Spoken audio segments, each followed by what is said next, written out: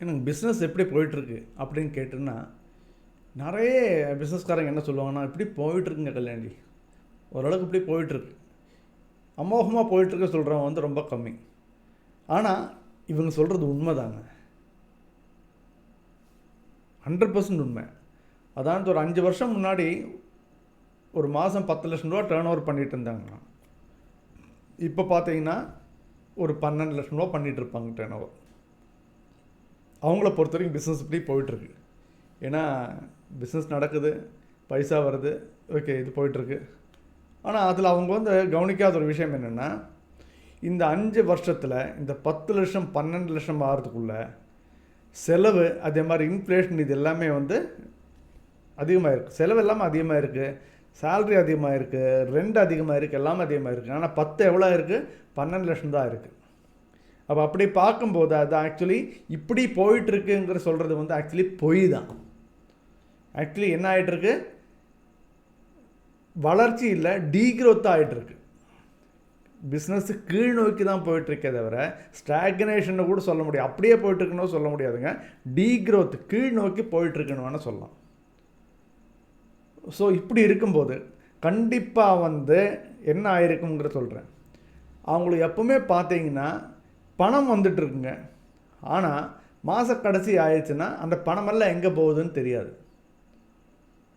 கரெக்டாக? ஸோ இன்றைக்கி நான் சொல்ல போகிறேன், ஓகே ரைட்டு கல்யாணி, இதெல்லாம் ஓகே ரைட்டு, இதெல்லாம் சரி, இதுக்கு இப்போ என்ன தான் வழி அதை சொல்லுங்கள் அப்படின்னீங்க இல்லையா? அதுக்கு என்ன தான் வழி? இதுலேருந்து எங்களுக்கு முன்னுக்கு வரணும், எங்களுக்கு ஆசையாக தான் இருக்குது, ஆனால் எப்படி வர்றது தெரிய மாட்டேங்குது. எஸ்பெஷலி இந்த ஸ்மால் அண்ட் மீடியம் என்டர்பிரினர்ஸை பொறுத்த வரைக்கும் அவங்களுக்கு கரெக்டாக கைட் பண்ணுறது கூட யாருமே இல்லை. பிஸ்னஸ் கோச்சஸ் அவங்கள அப்படி எடுத்தீங்கன்னா பிஸ்னஸ் கோச்சஸ் எல்லாமே என்னது மாதம் வந்து 1 லட்சம் ரூபா 2 லட்சம் ரூபா சார்ஜ் பண்ணுறவங்க தான் இருக்காங்க. அதெல்லாம் அந்த சின்ன என்டர்பிரினர்ஸ் இல்லை, சொன்ன சின்ன பிஸ்னஸ்காரங்களுக்கு அது கட்டுப்படி ஆகாது. இல்லை இந்த 1 லட்சம் ரூபா 2 லட்சம் ரூபா சார்ஜ் பண்ணுறவங்க கூட எனது ரிசல்ட் என்ன, எனக்கு வந்து நீ இவ்வளோ பிஸ்னஸ் உன்னோட க்ரோ ஆச்சுன்னா எனக்கு இவ்வளோ லட்சம் ரூபா கொடுத்தேன் அப்படி சொன்னால் கூட பரவாயில்ல, அப்படின்னு சொல்கிறது இல்லை. ஸோ அதனால் இந்த மாதிரி ஸ்மால் அண்ட் மீடியம் என்டர்பிரினர்ஸ்க்கு வந்து இந்த ஒரு பிரச்சனை இருக்குது. ஸோ அதுக்கான ஒரு 3 வழி தான் நான் சொல்கிறேங்க. பிஸ்னஸ் டீக்ரோத்தில் இருந்து க்ரோத்துக்கு, அதாவது நல்ல என்ன சொல்கிறது, நல்ல ஒரு வளர்ச்சி, ஓகே அமோகமான ஒரு வளர்ச்சிக்கு எப்படி கொண்டு வருது, அதுக்கான ஒரு 3 பாயிண்ட் தாங்க நான் சொல்ல போகிறேன். உங்கள் பிஸ்னஸை அமோகமான வளர்ச்சிக்கு வெற்றி பெற வைக்கும் 3 வழிகள். அதில் முதல் இது என்னென்னா, நீங்கள் என்ன பண்ணணும் தெரியுமா? ரொம்ப சிம்பிளுங்க, ரொம்ப சிம்பிள், ஆனால் கஷ்டம். என்னென்னா, நீங்கள் பண்ண வேண்டியது ஒரு வாரம் லீவு போட்டு பிஸ்னஸ்லேருந்து அப்படியே விலகி போயிடுங்க. ஒரே ஒரு வாரம் நீங்கள் வேணால் லீவு போட்டு கேரளாவில் எனது ஏதாவது ஒரு இடத்துல மசாஜுக்கெல்லாம் போயிடுங்க. ஓகே, நல்லா ஆயுர்வேதிக் இதில் போய் நல்லா ரீஜெனரேஷன் மசாஜுக்கெல்லாம் போயிடுங்க. ஒரு வாரம் லீவு போடுங்க. அந்த ஒரு வாரம் லீவு போட்டு நீங்கள் பண்ண வேண்டிய என்ன தெரியுமா? ஆஸ் அன் அவுட் சைடர், ஒரு வெளியில் இருக்கிற ஒருத்தனா, இந்த பிஸ்னஸுக்கும் உங்களுக்கு சம்மந்தம் இல்லாத இதுமா வெளியில் இருக்கிற ஒருத்தனா, ஒரு கஸ்டமராக, ஒரு நபரை ஆறு அந்த மாதிரி அந்த பிஸ்னஸை நீங்கள் ஒரு பேர்ட்ஸ் ஐ வியூவில் பாருங்கள். வெளியில் ஒருத்தனா இருந்து பாருங்கள், என் பிஸ்னஸ் எப்படி நடந்துகிட்ருக்கு, என் பிஸ்னஸில் காம்படிட்டர்ஸ் யாரெல்லாம் இருக்காங்க, இதே பிஸ்னஸில் என்னென்ன புது டெக்னாலஜி வந்திருக்கு, என்னென்ன புதுசாக நடந்துகிட்ருக்கு, நானும் வந்து ஒரு ரேட்டு சார்ஜ் பண்ணிகிட்ருக்கேன், மற்றவங்களாம் என்ன ரேட்டு சார்ஜ் பண்ணுறாங்க, இந்த மாதிரி எல்லாமே வந்து நானுங்கிறது போல் ஒரு காம்படிட்டர் அனாலிசிஸ். ஒரு 3வது மந்த் சிலவங்களாம் என்ன பண்ண, பெரிய பெரிய கம்பெனிகள் என்ன பண்ணுங்கன்னா, ப்ரைஸ் வாட்டர் ஹவுஸு இல்லைன்னா இப்போ பிடபிள்யூசி இல்லைன்னா எனது பேன் கம்பெனி, அந்த மாதிரி கம்பெனியை வச்சு என்ன பண்ணுவாங்க, ஸ்டடி பண்ணுவாங்க, மார்க்கெட் அனாலிசிஸ் பண்ணுவாங்க, காம்படிட்டர் அனாலிசிஸ் பண்ணுவாங்க, ரேட் அனாலிசிஸ் பண்ணுவாங்க, இதெல்லாம் பண்ணுவாங்க. நமக்கு அதெல்லாம் கட்டுப்படி ஆகுதுங்க. அவங்களெலாம் கூப்பிட முடியும் நம்ம பண்ணுற டர்னோவருக்கு, தேவையும் இல்லை. நம்மளாலே பண்ண வேண்டியது, நம்மளாலே கண்டிப்பாக பண்ணலாம். நீங்கள் பண்ண வேண்டியது ஒரே ஒரு வாரம். அப்போ நீங்கள் கல்யாணம் ஒரு வாரம் தானே, அது ஒன்றும் பிரச்சனை இல்லை. ஒரு வாரம் நீங்கள், இந்த பிரச்சனை என்னென்னா, ஒரு வாரம் நீங்கள் ஒரு பிஸ்னஸில் இருந்து உங்களால் வெளியே போய் நிற்க முடியுதுனால அதே உங்களை பொறுத்த வரைக்கும் பெரிய வெற்றிங்க. அதுதான் உங்களை பொறுத்த வரைக்கும் வெற்றி நம்பர் 1ங்கிறது என்னென்னா, நீங்கள் பிஸ்னஸில் இருந்து ஒரு வாரம் விலகி நிற்கிறீங்கிறது. அது நிறைய பிஸ்னஸ்காரங்களால் என்டர்பிரினர்ஸ்னால பண்ணவே முடியாது. ஸோ இது நீங்கள் முதலாக இந்த ஃபஸ்ட்டு பாயிண்ட்டு நீங்கள் பண்ணுறீங்க, 3rd பர்சனாக போய் கம்ப்ளீட்டாக ஸ்டடி பண்ணுறீங்க. 2வது பண்ண வேண்டியது செகண்ட் பாயிண்ட் இரண்டாவது பாயிண்ட் என்ன அப்படின்னா, நீங்கள் இத்தனை நாளைக்கும் எந்த விதமான ரீதியில் பிஸ்னஸ் பண்ணிகிட்டு இருக்கீங்களோ அதே மாதிரி நீங்கள் திருப்பியும் பிஸ்னஸ் பண்ணிட்டு இருந்தீங்கன்னா உங்களுக்கு கிடைக்கிற ரிசல்ட்டும் அதே மாதிரி தான் இருக்கும். சரியா? கரெக்டாக இல்லையா? நீங்கள் டெய்லி வந்து ஜிம்மு போகிறீங்க. ஓகே, ஜிம்முக்கு போகிறது நீங்கள் டெய்லி போகிறீங்க. டெய்லி எப்படி அடிக்கிறீங்களோ அதே மாதிரி நீங்கள் வந்து புஷ்அப் அடிக்கிறீங்களோ அதே மாதிரி வந்து நீங்கள் என்ன பைசப்ஸுக்கு ட்ரைசப்ஸுக்கு தைஸுக்கெல்லாம் நீங்கள் எக்ஸசைஸ் பண்ணுறீங்க, அட்வான்ஸ்க்கெல்லாம் பண்ணுறீங்கன்னா நீங்கள் வேணால் கவனித்து பாருங்கள், ஒரு லெவலுக்கு அப்புறம் வந்து உங்களுக்கு ரிசல்ட்டே இருக்காதுங்க. ஆமாம், ரைட்? எஸ் சார், எஸ், ரிசல்ட்டே இருக்காது. அங்கேயும் வந்து அவங்க என்ன சொல்லுவாங்க, நல்ல ஒரு ட்ரெயினர் என்ன சொல்லுவார், நீங்கள் இப்போ பண்ணுறது வந்து கொஞ்சம் மாற்றி இந்த மாதிரி பண்ணுங்கள், அந்த மாதிரி பண்ணுங்கள். இதே ஏரியா சேம் தான், ஆப்ஸுக்கான எக்ஸசைஸ் தான். ஆனால் அந்த எக்ஸசைஸ் வந்து ஒரே பண்ணிகிட்டு இருந்த எக்ஸசைஸை வந்து அவங்க மாற்றி பண்ண சொல்லுவாங்க. அது மாதிரி ஆம்ஸுக்காக அந்த எல்லாம் பண்ண சொல்லுவாங்க. ஏன்னா ஒரே மாதிரி பண்ணிட்டு இருந்த ரிசல்ட் அந்த இடத்துல அப்படியே என்ன ஆகிடும், அஃபெக்ட் ஆகிடும். நீங்கள் பண்ண வேண்டியது என்ன அப்படின்னா, நீங்கள் இப்போ வந்து டிஜிட்டல் இப்போ என்னது டிஜிட்டல் மார்க்கெட்டிங்காக இருக்கட்டும், ஓகே, இல்லைன்னா எனது வீடியோ மார்க்கெட்டிங்காக இருக்கட்டும், அதெல்லாம் நீங்கள் இப்போ பண்ணிகிட்ருக்கீங்களான்னு ஃபஸ்ட்டு பாருங்கள். அப்படி பண்ணலைன்னா நீங்கள் இதை ஒரு சேலஞ்சாக எடுத்து ஒரு 30 டே சேலஞ்சிங்க. நீங்களே ஒரு 30 நாளைக்கு இந்த ஒரு வாரம் கழிச்சு வருவீங்களே, அந்த ஒரு வாரம் நீங்கள் அங்கே போய் இருக்கும்போது உங்களுக்கு நிறைய ஐடியா கிடைக்கும்ல, அதெல்லாம் பேஸ் பண்ணி நீங்கள் ஒரு 30 நாளைக்கு ஒரு சேலஞ்சு கொடுங்க.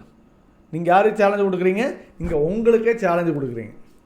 உங்களுக்கே சேலஞ்சு கொடுத்து 30 டேஸ் சேலஞ்சை கொடுத்து நீங்கள் என்ன பண்ணுறீங்க, அந்த 30 டேஸுக்கான டாப்பிக்கு 30 டேஸுக்கான கண்டென்ட் எல்லாம் ரீட் பண்ணி 30 நாளைக்கு நீங்கள் வந்து என்ன பண்ணுறீங்க, அதுக்கு தேவையான வீடியோஸ் பண்ணுறீங்க. அது மட்டும் இல்லைங்க, இப்போ நான் ரீசெண்டாக வந்து என்னுடைய வெபினாரில் ஒரு பார்ட்டிசிபெண்ட் வந்தாருங்க. ஓகே, அவர் என்ன சொன்னால், உங்களுடைய பிரச்சனை என்ன அப்படின்னு நம்ம என்ன கொஸ்டின் ஆன்சர் டைம் இருக்கும் இல்லையா, அந்த டைமில் உங்களுடைய பிரச்சனை என்ன அப்படின்னு கேட்டோன்னு அவர் என்ன சொன்னார்னா, வளர்ச்சி அடைய மாட்டேங்குது, எப்பவும் எப்படியே இருக்கோ அதே மாதிரி போயிட்டுருக்கு. ஓகே, அடுத்த கேள்வி என்ன கேட்டேன் அப்படின்னா, உங்களுடைய ஃபோனில் எத்தனை வருஷமாக பிஸ்னஸ் பண்ணிகிட்ருக்கீங்க? நான் 7 வருஷமாக பிஸ்னஸ் பண்ணிகிட்ருக்கேன் இல்லைங்க. உங்கள் ஃபோனில் எத்தனை கஸ்டமர்ஸுடைய வாட்ஸ்அப் நம்பர் வச்சுருப்பீங்க? எப்படி 2000-3000 பேர் வச்சுருப்பீங்க. எப்படியும் 2000-3000 கஸ்டமர்ஸினுடைய வாட்ஸ்அப் நம்பர் நான் வச்சுருப்பீங்க அப்படிங்கிறாரு. அப்போ அந்த 2000-3000 கஸ்டமர்ஸோட வாட்ஸ்அப் நம்பர் வச்சுருக்கீங்க, அதில் எத்தனை பேரை நீங்கள் ரெகுலராக காண்டாக்ட் பண்ணுறீங்க கேட்டோன்னு அவர் என்ன சொல்கிறது தெரியுமா? இருங்க, ஒரு 20-30 பேரை காண்டாக்ட் பண்ணுவீங்க, ஏதாவது தேவையாக இருக்கும், இல்லைன்னா அவங்க வந்து கொஞ்சம் அடிக்கடி வரவங்களா இருக்கும், அதனால் ஒரு 20-30 பேரை நான் வந்து காண்டாக்ட் பண்ணிகிட்ருக்கேன். யோசிச்சு பாருங்கள், 2500-3000 காண்டாக்ட் லிஸ்ட்டை வச்சுட்டு அவன் தடுமாறிட்டு இருக்கான், காண்டாக்ட் கிடைக்க மாட்டேங்குதுன்ட்டு. இவர் ஃபோனில் வாட்ஸ்அப்பில் அவங்களெல்லாம் இப்போ 2000-3000 பேர் காண்டாக்ட் லிஸ்ட்டை வச்சுட்டு 20-30 பேர் மட்டும் காண்டாக்ட் பண்ணிகிட்டு இருக்காராம்மா.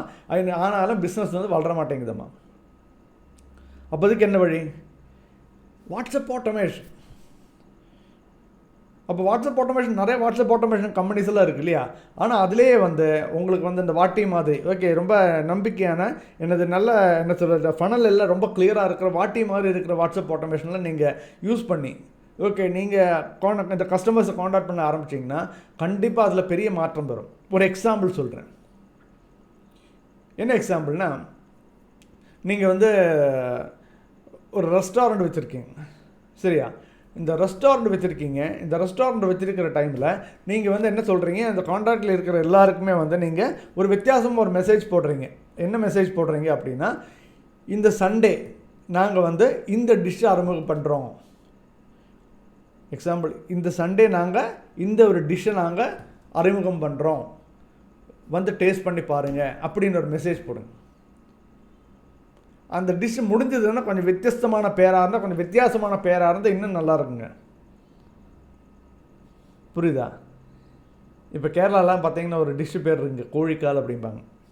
அது வந்து இந்த மலபார் சைடில் காலிகட்டு, கேனனூர், டெல்லிச்சேரி அந்த மாதிரி இடத்துல எல்லாமே வந்து இந்த கோழிக்காலங்கிறது வந்து ஒரு வித்தியாசமான ஒரு ஃபுட்டு.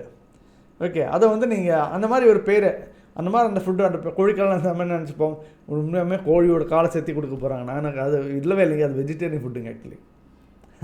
சரி, அந்த மாதிரி நீங்கள் கொஞ்சம் டிஃப்ரெண்ட்டான வித்தியாசமான ஒரு ஃபுட்டை வந்து நீங்கள் இதில் கொடுத்தீங்கன்னா என்னாகும், இந்த 3000 பேருக்கு நீங்கள் மெசேஜ் அனுப்புகிறீங்கன்னா இந்த 3000 பேர் நம்ம 80-20 எடுத்துப்போம், அதில் ஒரு 20% ஆளுகளாவது அதில் ரெஸ்பாண்ட் பண்ணி அது என்னங்க அந்த ஃபுட்டு அப்படி கேட்டாங்கன்னா அடுத்தவங்க நீங்கள் அந்த வாட்ஸ்அப்லேயே அவங்களுக்கு 24 மணி நேரம் அதில் நீங்கள் இல்லாத டைமில் கூட ரிப்ளை பண்ணுறதுக்கான வாய்ப்பு அதில் இருக்குது. ஒன்றும் இல்லைங்க, நல்ல ஃபுட்டு, நல்ல அருமையான டயட்டான அருமையான இதுங்க நீங்கள் ட்ரை பண்ணி பாருங்கள் சொல்லிட்டுனா அந்த 20% குறைஞ்சது ஒரு 10% உங்கள் ஹோட்டலுக்கு வருவாங்களா இல்லையா? ஆட்டோமேட்டிக்காக உங்களுக்கு திருப்பியும் கஸ்டமர்ஸை கிடைக்க ஆரம்பிச்சிச்சா? இதே மாதிரி நீங்கள் ஒவ்வொரு வாரம் இதே மாதிரி வித்தியாசமான போட்டுகிட்டே இருந்தீங்கன்னா 3000 பேரில் குறைஞ்சது அது 80% ஆகிடும். 3000 பேரில் 80% உங்கள் கடையை தேடி வர ஆரம்பிச்சிருவாங்க. இது எந்த ஃபீல்டாக இருக்கட்டும், பியூட்டி பார்லராக இருக்கட்டும், ஓகே, இல்லை நீங்கள் ரீட்டெயிலாக இருக்கட்டும், எதுவாக இருந்தாலும் இந்த மாதிரி ட்ரை பண்ணி பாருங்களேன். அதே மாதிரி நீங்கள் யூடியூப்பில், இன்ஸ்டாகிராமில் எல்லாம் நீங்கள் வீடியோ பண்ண ஆரம்பிங்க உங்கள் ப்ராடக்ட்ஸை பற்றி. இல்லைன்னா இந்த நிறைய இடத்துல எப்படி யூஸ் ஆகும் பார்த்தீங்கன்னா, இந்த ஐட்டம் யூஸ் பண்ணுங்கள், இல்லைன்னா யூஸ் பண்ண இந்த ஐட்டத்தை நீங்கள் இப்போ எல்லாமே இது பண்ணாதீங்கிற சொல்கிற வீடியோஸ்க்கு, இல்லைன்னா அங்கே சொல்கிற மெசேஜுக்கு தான் நம்பிக்கை ஜாஸ்தி ஆகுதுங்க. இந்த ப்ராடக்ட் எங்கிட்ட வாங்காதீங்க, நல்ல இந்த ப்ராடக்ட் இருக்குது ஆனால் வாங்காதீங்க சொல்லும்போது நம்பிக்கை ஜாஸ்தி ஆகும். ஏன்னா அவரே சொல்கிறாருங்க, வாங்க வேண்டாம் சொல்கிறாருங்க. புரியுதா? ஸோ இந்த மாதிரி நீங்கள் அது 2வது பாயிண்ட்டுங்க. டிஜிட்டலாக இல்லைன்னா என்னது அந்த ரீதியில் நீங்கள் கஸ்டமர் அப்ரோச் பண்ணுறது. இனி நீங்கள் பண்ண வேண்டியதை என்ன தெரியுமா? 3வது நீங்கள் பண்ண வேண்டிய மிக சிறந்த மிக முக்கியமான 3வது பாயிண்ட் என்ன தெரியுமா? உங்களுடைய ஃபினான்ஷியல்ஸை நேர்மையாக அனலைஸ் பண்ணுங்கள். அந்த வேர்டை நான் தெரிஞ்சே யூஸ் பண்ணுறீங்க. உங்கள் ஃபினான்ஸை 100% நேர்மையாக அனலைஸ் பண்ண வேண்டும். இது என்ன நான் 100% நேர்மைன்னெல்லாம் பேசுகிறான். உங்கள் பிஸ்னஸுங்க நீங்கள் என்ன பண்ண வேணும் அப்படின்னா, இப்போது உதாரணத்துக்கு நீங்கள் ஒரு ப்ராடக்ட் மேனுஃபேக்சர் பண்ணுறீங்க. ஓகே, நீங்கள் ஒரு இன்ஜெக்ஷன் மோல்டிங் கம்பெனி வச்சுருக்கீங்க. ஓகே, நீங்கள் ஒரு ப்ராடக்ட் மேனுஃபேக்சர் பண்ணுறீங்க. அந்த ப்ராடக்ட்டுக்கு நீங்கள் ஃபிக்ஸ் பண்ணியிருக்கிற ரேட் பார்த்தீங்கன்னா 30 ரூபா வச்சுக்கோங்க. அந்த 30 ரூபா ஃபிக்ஸ் பண்ணி எவ்வளோ வருஷமாச்சு? 2 வருஷமாச்சு. ஓகே, உங்களுக்கு அந்த இதை அதிகம் பண்ணணும்னு ஆசையாக இருக்குது. ஆனால் மார்க்கெட்டில் காம்படிஷனை பயந்து இதை நான் எதை அதிகம் பண்ணிட்டேன்னா கண்டிப்பாக என்னது நம்ம இது போயிடுமா, பிஸ்னஸ் போயிடுமான்னு நினச்சா அதனால் நம்ம அதிகம் பண்ணாமலே இருந்துகிட்ருப்பீங்க.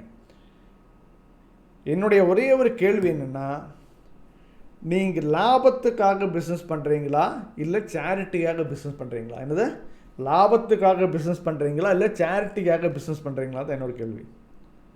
நீங்கள் லாபத்துக்காக பிஸ்னஸ் பண்ணுறீங்க அப்படின்னா நீங்கள் 3 வருஷமாகவே இந்த ப்ராடக்ட்டுக்கு ஒரே ரேட்டு வச்சுருக்கீங்க. உங்களுடைய ஒர்க் ஃபோர்ஸை நீங்கள் கம்மி பண்ணலை. ஓகே, எந்த விதமான காஸ்ட் கட்டிங்கும் நடத்தலை. அப்படியே தான் போயிட்டுருக்கு அப்படின்னா கண்டிப்பாக உங்களுக்கு அந்த ப்ராடக்ட்டில் லாபமே இருக்காதுங்க. ஒரு வேளை நஷ்டம் தான் இருந்திருக்கும். இப்போ பார்த்தீங்கன்னா நஷ்டம்தான் இருக்கும். புரியுதா? ஸோ இந்த மாதிரி நீங்கள் உங்களுடைய ப்ராடக்ட்டை ஃபினான்ஷியல் ஸ்டடி பண்ணுங்கள். இப்போ நம்மளால் மேனேஜ்மெண்ட் பை நம்பர்ஸும் போகும், அது மாதிரி நிறைய விஷயங்கள் இருக்குங்க. ஓகே, அந்த மாதிரி நீங்கள் ஸ்டடி பண்ணிவிட்டு, ஓகே, ஸ்டடி பண்ண பிறகு 2 விதமாக ஆலோசிங்க. ஒன்றா நீங்கள் விலை ஏற்றலாமா, ஒன்றா இந்த ப்ராடக்ட் இல்லைன்னா நீங்கள் கொடுக்குற சர்வீஸினுடைய விலையை ஏற்றலாமா, இல்லை உங்களுடைய காஸ்ட்டை கம்மி பண்ணலாமா, இல்லை வேல்யூ அதையும் கொடுக்கலாமா. எப்படி பார்த்தாலும் உங்களுக்கு ஏதாவது ஒன்று நடந்தால் ஒன்றெல்லாம் விலையை ஏற்றணும், இல்லைன்னா உங்களை காஸ்ட்டை கட் பண்ணணும் இல்லையா? இப்போ உங்களுக்கே தெரியும், இந்த இடத்துல எல்லாம் தான் உங்களுக்கு ஆட்டோமேஷன் ரொம்ப யூஸ்ஃபுல்லாகும். இப்போ நீங்கள் பார்த்துருப்பீங்க, ட்விட்டரை இப்போ எலான் மஸ்க் எடுத்துட்டாருங்க, எக்ஸுங்கிற ஆயிடுது இப்போ என்ன எக்ஸு. ஓகே, அந்த எக்ஸில் இப்போ என்ன பண்ணிட்டாருன்னா அதில் 40% எம்ப்ளாயிஸ் அவர் அனுப்பிச்சி விட்டாருங்க. 40% எம்ப்ளாயிஸ் அனுப்பிச்சி விட்டார். அவ்வளோதான், இத்தனை பேர் போயிட்டாங்கன்னா எங்கள் கம்பெனி இதாக போது பார்த்தீங்கன்னா அதுக்கப்புறம் கம்பெனி மேலுக்கு போய்ட்டுருக்கு, சூப்பராக போய்ட்டுருக்குங்க. புரியுதா? ஸோ நீங்கள் நீங்கள் என்ன பண்ணணும், உங்கள் ப்ராடக்டினுடைய காஸ்ட்டை நீங்கள் இன்க்ரீஸ் பண்ணணும், இல்லைன்னா செல்லிங் ப்ரைஸ் இன்க்ரீஸ் பண்ணணும், இல்லைன்னா உங்களுடைய காஸ்ட்டை நீங்கள் கம்மி பண்ணணும். இந்த 3 பாயிண்ட்டுங்க. இதை நீங்கள் விலாவரியாக படித்து டீட்டெயிலாக இது பண்ணி இந்த 1 வாரம் லீவ் போட்டு 1 வாரம் போய் உட்காடுறீங்களா, அந்த டைமில் இது எல்லாமே யோசித்து திரும்பி ஃபுல்லாக ரீஜுவினேட்டர் ஃபுல்லாக ஒரு பவரில் இது எல்லாமே நீங்கள் பண்ணி பாருங்கள். கண்டிப்பாக நீங்கள் கல்யாண்ஜி நீங்கள் சொன்ன மாதிரி நான் பண்ணி பார்த்தீங்க, எனக்கு பிஸ்னஸ்ஸு நல்லா வளர்ந்துட்டுருக்கு. நீங்கள் என்னையே கூப்பிட்டு சொல்லலை, எனக்கு வாட்ஸ்அப்பில் மெசேஜ் பண்ணுவீங்க. ஒரு இது கூட சொல்கிறீங்க, என்னுடைய வாட்ஸ்அப் நம்பர் கொடுத்துருக்கேன். அது கீழே வந்து என்னுடைய அந்த கமெண்ட் பாக்ஸில் வந்து நான் ஒன்று போடுறேன். உங்களுக்கு ஒரு ஃப்ரீயாக ஒரு 50 மினிட்ஸ் கன்சல்டேஷன், ஜூமில் 50 மினிட்ஸ் கன்சல்டேஷன் ஃப்ரீயாக கொடுக்குறேன். அதுக்கான லிங்க்கு நான் அதில் போடுறேங்க.